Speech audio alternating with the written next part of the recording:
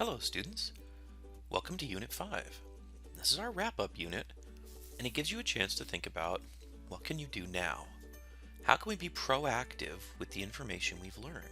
So I want you to be thinking as you kind of go back to where we were when we started this. What can you do to be successful? And are these ideas specific to math only? Maybe you've seen that in order to study you need to remove some distractions, or you need to review your notes more frequently. We saw a short video about grit, why it's important.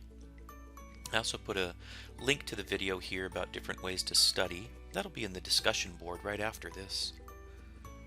I had you review something called the 3-read strategy.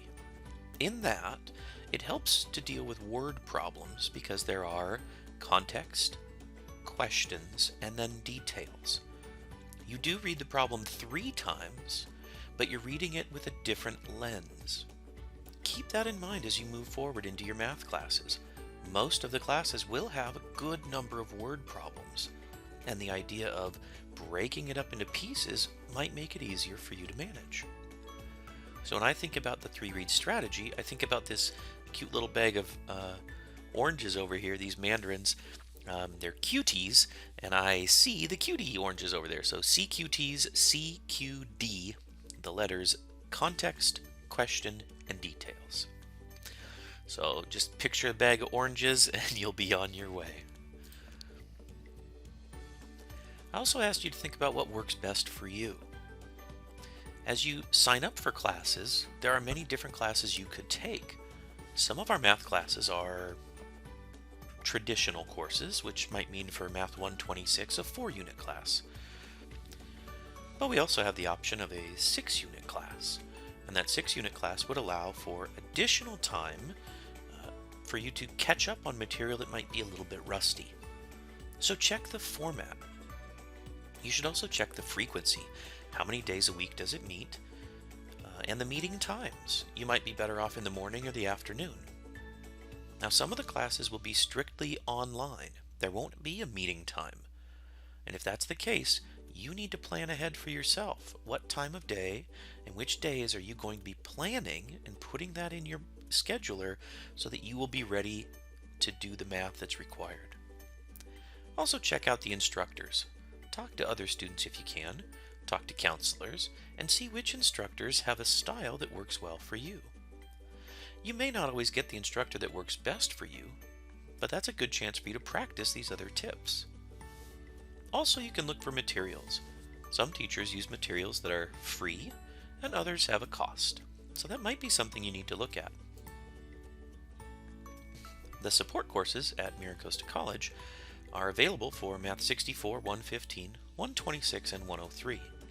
They have additional time to review, practice, and understand the concepts. You can either click the link that's here on the screen, or you can go to the Math Department MiraCosta webpage. There is a link there for support courses, and it has the video as well. So what can you do? You can do things to reduce your math anxiety. You can't always control when you're going to be stressed or when you'll start feeling anxiety, but there are things that you can do. Here are a few good tips. Do ask questions. It helps you and it helps others in class. Try solving a problem a different way. Don't give up on it. Just try a different strategy. Talk to others. Create that study group. Pre-read your book so you're informed about what's coming next and you're not caught off guard. Schedule daily practice. Remember, you can do something, and if you put that positive power of yet in there, you can overcome that negative self-talk. Now make sure you review weekly, if not a short review each day, and use those resources. You've got a book, a calculator, you've got websites. Don't forget the Math Learning Center as well as your teacher. And if you do end up missing a day, have a plan for how you're going to be able to bounce back. Don't forget that positive self-talk. Okay? You can do this. Okay? Don't let anxiety limit your choices. It's a challenge, but it's a challenge that you can overcome.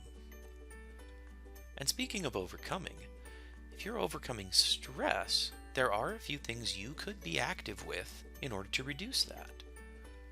Taking a few deep breaths, focus just on your breathing and let your thoughts go for a minute. Don't forget to get up and walk. In this pandemic, we're in front of a computer screen more than ever. Getting up, taking a walk, allowing your body to get circulation, stretch, it really does reduce the physical stress your body may have. And be careful with caffeine. Whether it's coffee or energy drinks, high doses tend to lead to increased anxiety. Be proactive. Plan that studying, write down what's coming up, have a plan. And don't forget to take regular study breaks. Life is good, and life outside of math is still happening. So laugh, visit a friend, even if it's socially distanced, and enjoy the finer things when you can. So in conclusion, both learning math and overcoming anxiety are a process, not something that's going to happen overnight. You'll have success and you might have some setbacks. But failure is the feedback that tells you what you have to do to reach your goal. Failure is not the end, it's the beginning. Celebrate your achievements and learn from your mistakes. I personally want to say thank you. Thank you for taking time to refresh, to find some new techniques, meet some new friends. If I could have you focus on a few positive key pieces, remember that growth mindset. Remember that mistakes are learning opportunities. Grit and determination make a difference, so be persistent. And it's okay to not know something yet. Best wishes for a great term from our staff at the Math Learning Center, and we wish you the best, and we hope to see you this term as you come visit us. All right, have a great rest of your week, and I hope the program goes well. Contact me if you have any questions or concerns. Take care.